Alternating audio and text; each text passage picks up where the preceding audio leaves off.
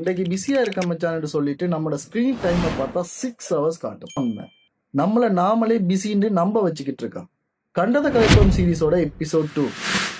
இன்றைக்கு கொமனா எல்லாரும் யூஸ் பண்ற வேர்டு என்ன தெரியுமா? நான் பிஸியா இருக்கேன்.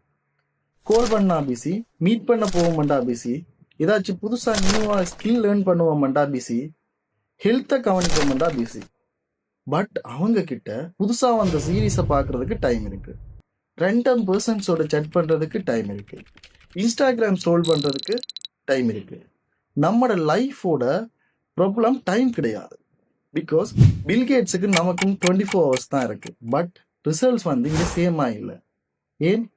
தேர் is a big different between productivity busy and fake busy.